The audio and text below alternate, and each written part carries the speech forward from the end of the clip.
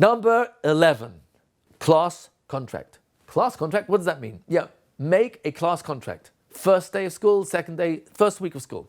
What does a class contract mean? Very simple, it's not complicated. Now, not everyone is going to necessarily agree to this because it sounds like, whoa, you're giving kids the choice to set up the rules in the classroom? Yes. And here's why. They already know what rules are needed for this class to function. Remember, function is preceded by structure. A class contract means that you're going to ask the children to come up with the rules that we need in this class in order to function so that we can learn really well. So guess what? They're going to come up with every single rule that any school has ever come up with because they're not stupid. The very fact that I have to tell you what the rule is almost an insult to your intelligence. Now, I'm not saying that they've got a right or a choice to make a rule that's going to be against our principles, our value system, because you're taking them seriously. And if you always have veto. But by getting them to buy in as opposed to you sell, that is the way the Torah is actually formatted. Because the Torah was written in such a way that you've got Tairag mitzvahs, which correctly translate not as commandments as much as instructions. And then the HaKadosh Baruch Hu himself says, Ubecharta b'chayim. My personal recommendation is that you choose to get the best out of this life and the world to come, because chayim means both lives. And HaKadosh Baruch Hu says, I'm giving you a choice. That's bechira. Bechira means you have the freedom to actually make a mistake. You have the freedom to make the wrong choice. But the greatest freedom Hashem has granted us is the ability to correct ourselves. In fact, Teshuvah had to be created before the universe, before the 6 days of creation, because it goes against nature. That HaKadosh Baruch Hu says that when you say sorry, you can undo the damage you've done? Really? Yes, says Hashem. 1 second of chatati, that one word, I'm sorry, I made a mistake, is enough to wipe out a person's black record and start again. And that is not natural. And therefore, it had to be created before nature. So Kadosh Baruch Hu has given us that internal ability. And where's that fit in over here? In a class contract, you want the children to express their bechira. And what does that mean? Let them come up with the rules, and as a class discussion, you put every single one of their suggestions on the board. What you're going to do at the end of all their suggestions, are there any other rules that you would think we need for this classroom? You will then ask them, how can we categorize this? And what you're really going to lead them to is categorize all the rules under 3 categories. All the rules will fall into one of these 3. Bein Adam lechaveroi, the behavior rules that we need to function in the classroom between each other. And that includes teacher to children, children to teacher, children to children. And also includes the next category, which is Bein Adam le makom. Now over here I'm taking the word makom to mean the physical environment. And the third one is Bein Adam le atzmai. Not saying that's number 3, could be number 1. But what I'm really saying is that there are 3 areas that all the rules have to fall into, that will fall into, is respect for myself, respect for others, and respect for my physical environment. Those are the 3 categories that you're going to come up with, and you'll help the children see that everything they came up with falls into one of those 3. So that essentially what you're going to end up with is, after you finish the 1 or 2, however many drafts of the contract you make, you're going to finish with one contract which says respect for myself, respect for others, respect for my environment. And then you put the small print of all the suggestions they came up with, and then you have the kids sign the contract at the bottom. And this way, what you're doing is getting the kids to buy in as opposed to you sell to them. This is actually very much a Torah principle. In fact, when HaKadosh Baruch Hu said the words, Na'aseh Adam b'tzalmeinu, Moshe Rabbeinu refused to write those words. Let us make man in our image. Moshe Rabbeinu says, if I write those words, Rebbeinu Shalom, you're giving a pitchain peh, you're giving an opening of ammunition, you're arming your own enemies who are going to say, oh, you see, let us make man in our image. Oh, you see, there's more than one Hashem, Has v'shalom. Why give ammunition unnecessarily? Says HaKadosh Baruch Hu, I'm willing to take the risk. Because the message I want to impart from the words Na'aseh Adam, let us make men, Bitzal Meinu, in our image, the message I want to impart is greater than the risk I'm deliberately taking by choosing these words. And what's that? What's that incredible message that is so valuable, it will drown out the danger, or is worth the danger and the risk of people pouncing on that pasuk and saying, oh, you see, there's more than one God, has for shalom. What's that great message? Just look at Rashi. He's quoting Medrash Haggadah to teach us that when you want to make a decision, nimlach, take advice or take counsel, im hakatan. When a gadol, when an adult wants to make a decision, take advice from a child. What? Really? Why? Well, if you look at the parallel in this mashal, what it's really being said is the following. Did HaKadosh Baruch Hu need anyone's permission? Of course not. Who's he talking to? The Malachim. Who's he talking to? The physical world. He's talking to the Bria that he's created and the Malachim and saying, let us together in partnership make this man. The earth, I need you, because man is going to be made from the earth, and the water from the oceans. And I'm going to breathe in his neshama. But we're going to do this together. But what HaKadosh Baruch Hu, he had already decided he's going to make man. So what does it mean, let us make man? What do you mean you're taking permission from those who are of lesser stature than yourself, the Bria and the Malachim? Nothing as great as HaKadosh Baruch Hu. What do you mean you need their permission? And the answer is, Hashem already decided he's going to make man. So when he was asking them, let us make man, it's Kilu, what he's really doing is giving them the chance to buy into the same agenda. So that when they buy in, they are partners. They own the decision themselves. If I force it upon you, you might do it when you're in my company. But the moment I turn my back, you'll do what you want anyway. So comes along Kadosh Baruch Hu, Medrash Haggadah, Rashi is quoting it, to teach us an incredible lesson. That when you want to make a decision, and it's already decided in your mind, you already want to make that decision, guess what? When you engage other people to be part of that, give them the chance to buy in, guess what's going to happen now? Their buy-in is much more real. You can build a community much more when they feel they've contributed. They feel that they made the choice to be part of this. That they made a choice, and if you want majority vote, if there's a machlokes between the kids as to one rule against another, fine, you follow the Torah, which tells us when there's a dispute amongst the Beis Din, you go by the majority. Why? That's why every Beis Din has to always be an odd number. So just use Torah principles in how you run the classroom, and you're more likely to get even more siyata dishmai than you already are, because you're saying to yourself, how do I run a classroom where I'm going to get the kids to buy in, and they're the ones who are making up the rules, really, and they're signing? Oh, they're going to come up with every rule that you can imagine. And if there's one missing, you'll ask them, do we need a rule for how we line up at recess? Do we need a rule? And every week or two, you're going to see in a few moments how we set up class meetings. We're going to review the rules and ask what's working, what's not working. So it gets tweaked and redefined based on the needs and the flow of the year, the needs and the differences between the kids in the classroom.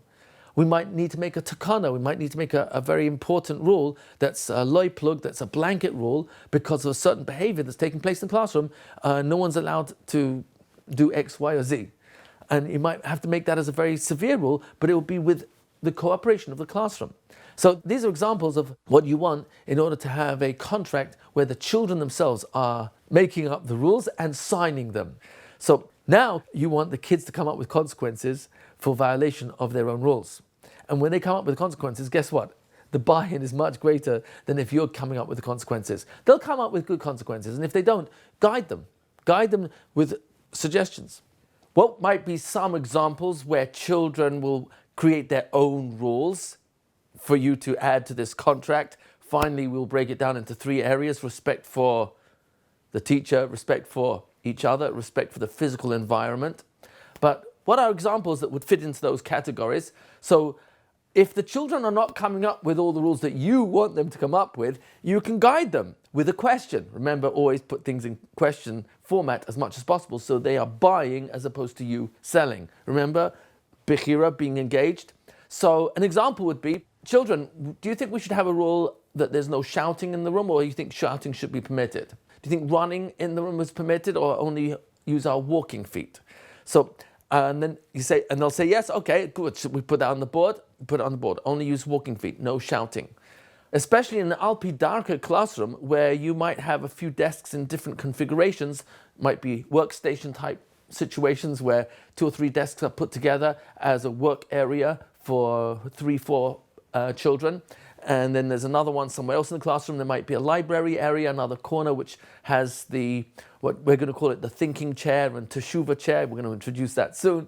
So depending on the configuration of your classroom, but it would be quite common in an Darko type classroom where it's not necessarily all desks facing a teacher, because again, it's not a frontal model, it's a child-centered model. Therefore, it's very likely that you're going to come up with some other rules, as we are now stating, only our walking legs, because we don't want any running between the tables, and some children might be working on mats, for example, because running is going to disrupt and cause accidents and the breakage of materials. So that will be a very clear rule that if they don't come up with, you will want to suggest it and then you'll put it on the board. Another example might be, should we have a rule about throwing? Is throwing permitted? No, we shouldn't have throwing permitted in the classroom, so we should put that on the contract. So all these type of examples, you'll guide the children with your guided questions, as we're calling it, and have them say, yeah, we need a rule for that, and put it on the board. Eventually you're going to have the 3 categories. You'll have all these little rules under each of those 3 categories, and then you have them sign the contract. Certain things might be obvious, let's say no hitting, no punching, no kicking. If they suggest it, you put it on the board.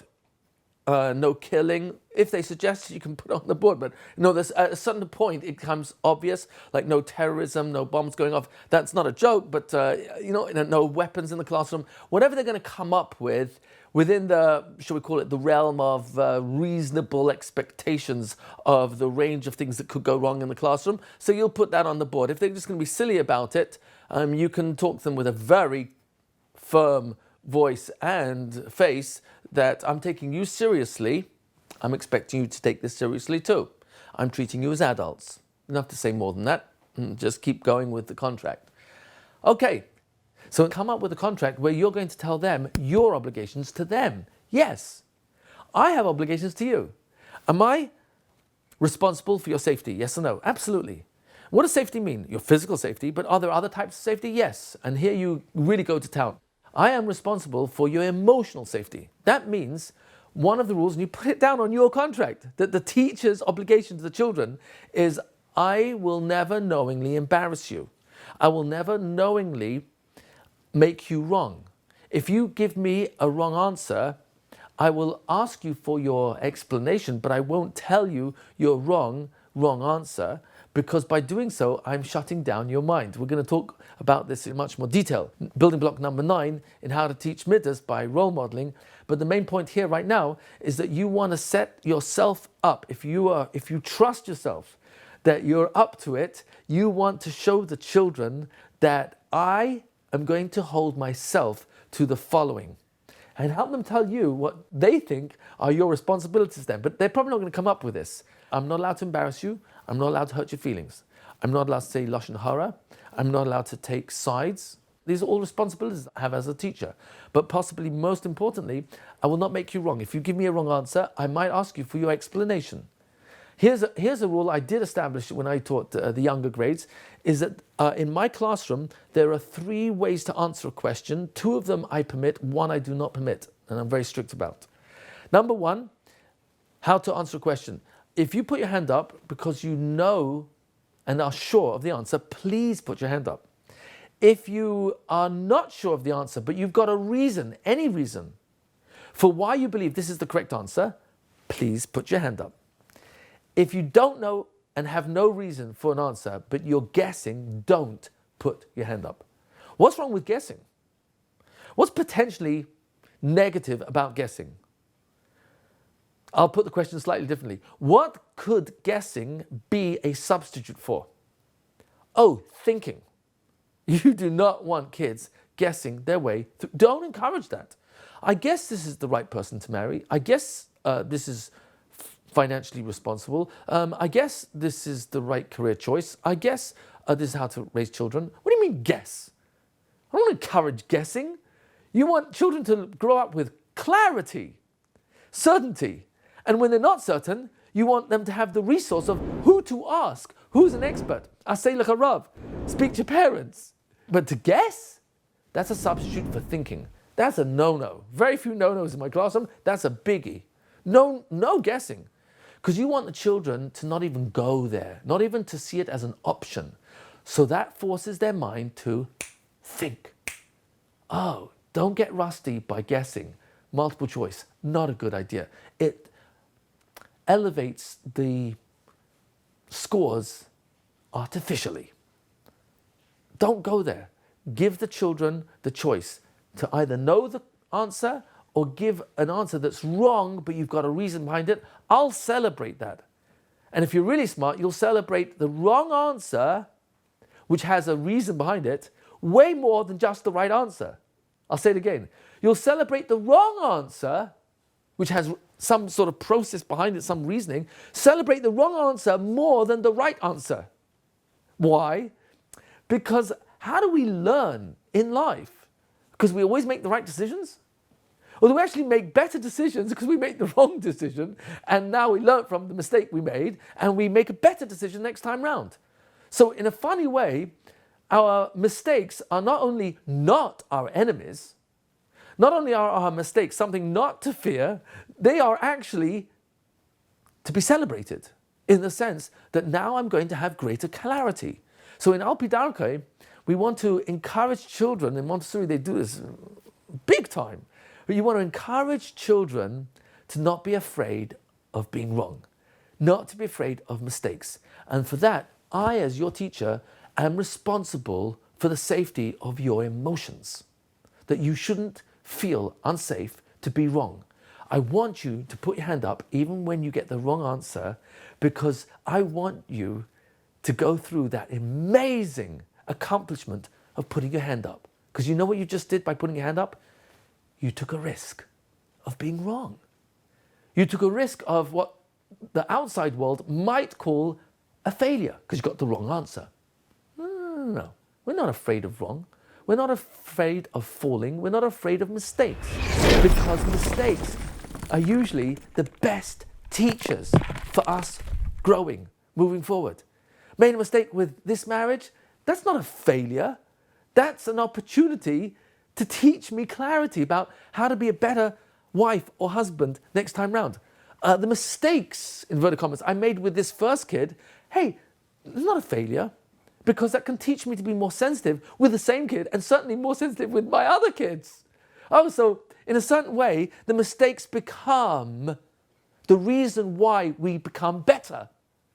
So mistakes not something for me to be afraid of, but if I've got to score 65 out of 100, so I made 35 mistakes.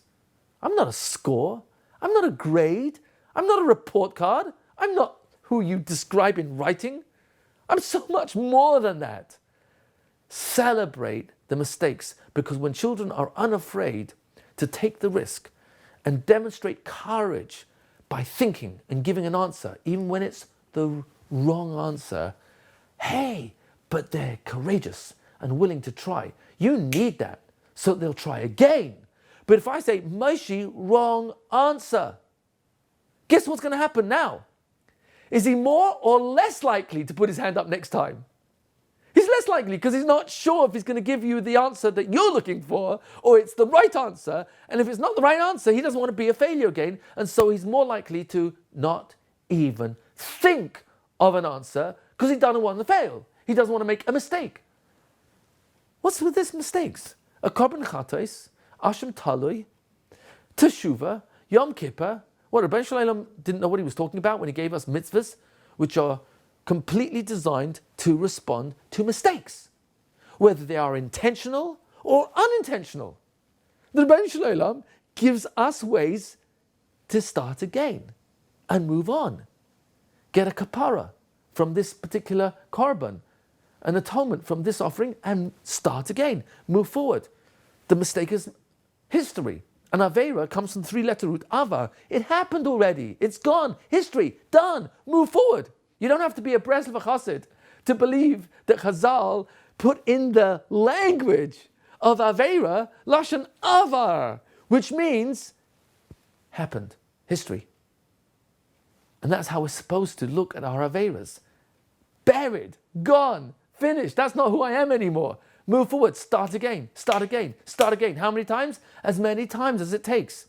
So one of the things you want to put in this contract and make a big deal out of it is that you're holding yourself to a standard whereby the kids should feel safe in the classroom to share their minds, what they're thinking, even what they're feeling, with someone who's not going to judge, put them down, make fun, laugh about a mistake that they made. Because there are no mistakes. Lessons, yes. Mistakes, no. Platform for growing, yes. Mistake, you're at the bottom of the class, lower end of the class, Chas v'shalom. Children shine. And if a kid's not doing well in one area, he's brilliant in another. Let him shine. And let him not be afraid to start again, try again. Not give up, persevere. Because that's a much greater lesson than whatever score he will ever get on a grade, on a scorecard. So if you have the confidence to hold yourself to this standard, then tell the children.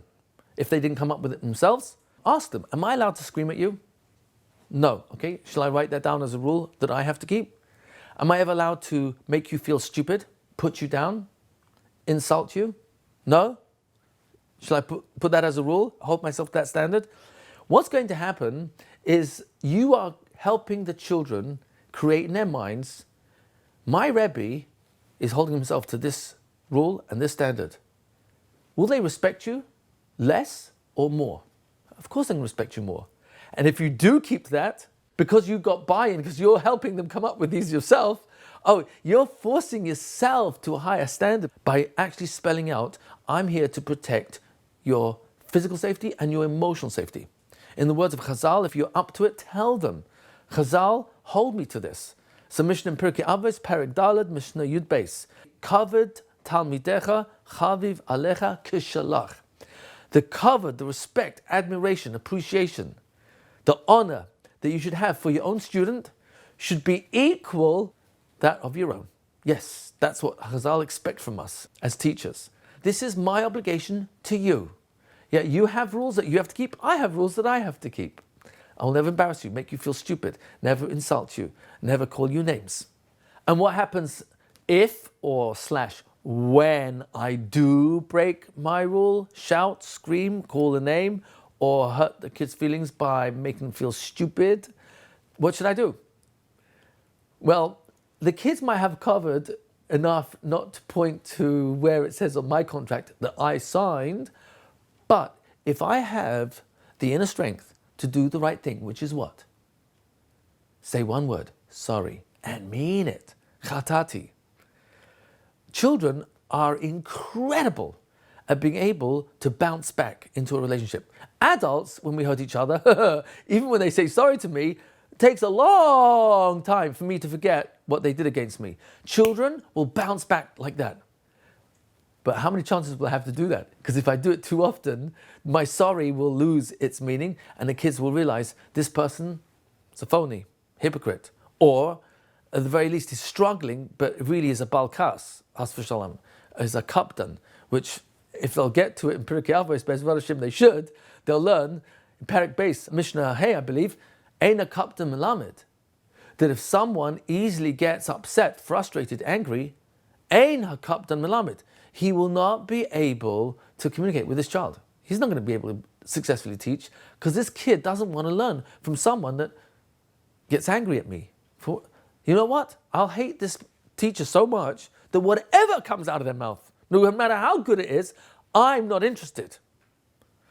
I once had a kid who told me he hated his Rebbe's watch strap.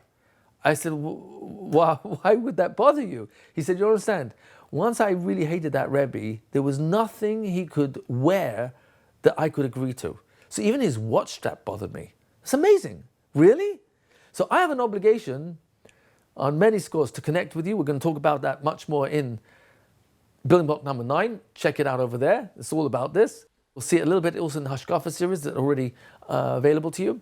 But the essential piece here is that rapport, which is respect, and trust and appreciation and admiration for the children is the fertile soil that enables you to plant the seeds of Torah, Yirat Shamayim, Midas Taivas, and everything that we're here to teach our kids, role model to our children, is all going to come because we have prepared the soil. And preparing the soil is building the relationship, building rapport, building a sense of intrinsic and deep, honest respect for that child, believing in that child that they really can succeed, that they will, through perseverance, have a breakthrough, that HaKadosh Baruch Hu will help this child become a Ben Torah, a Yodea Sefer, independent learner. And my job is to believe that, trust it, that HaKadosh Baruch Hu made no junk. This kid will shine in some other area if he doesn't shine right over here. So this is a simple strategy, having a contract where I delineate my own responsibilities to the children. This is a simple strategy for building incredible credibility in the eyes of the children in their Rebbe. And if I can keep to it, great. If I don't, apologize. And mean it honestly. And if a person's got real courage, then if he made fun of this kid or laughed at this kid or screamed at this kid or hurt this kid in any which way in front of the class, if I'm going to be a really big boy, I should apologize in front of the class. Not easy? Swallow my pride. And the children are more likely to respect us for being that strong internally, to actually say sorry in front of the class. That's not, when you're not making a schmat of yourself. I'll tell you what will make a schmata. If I do this frequently, I have to say sorry frequently because I've hurt you frequently, it's going to become meaningless and the kids will not trust me anymore, even when I say sorry. At the very most, they'll see that I'm struggling, but they're not going to really respect me because I keep doing it. If you want to add to your contract as a responsibility of the teacher to the children, is that you will celebrate their mistakes more than them getting the right answers. So they really feel safe to think, explore in their mind, think of possible options, possible answers. So that what you're really doing by making them really safe to make mistakes is that you're actually helping the mind of the child to be unafraid of discovery, exploring, finding the answers themselves, instead of having to have the answer provided for them, supplied for them, fed to them. You're helping them search for the answers themselves. And when they find the right answers, oh, do they feel good about themselves. And what was that because of? You celebrating the mistakes and not putting them down for it. Not making them a report card, a grade, a number. A kid is not a grade. A kid is Selam, Elokim, unlimited in their ability to build their midas. Kindness, listening, respect, understanding, sensitivity, generosity, loyalty, devotion, empathy, compassion, love, admiration, appreciation, gratitude. That's a long list of midas taivas, of chesed, of thinking of what to do, to be dan l'chavschus, what to do to make your life a better life. Whatever you're doing that's on the positive side of your character is building your tzelem Elokim. And a teacher has the amazing opportunity, hours a day, of constant interaction with the children to fulfill his part of the contract, where the kids feel safe to find themselves, discover themselves, and not be afraid to not go into the territory of the unknown, because if I make a mistake, I'll be wrong. I'll be mistaken. I'll be penalized because of the X on my report card in red ink that says I'm a failure. No failures, only platform for growth, moving forward, lessons for becoming better and stronger. When the kids pick up that that's who you're about, guess what will happen to discipline in the classroom? What will happen to classroom management? Will it get worse or easier? They'll have less or more respect for you. So that's really the key here.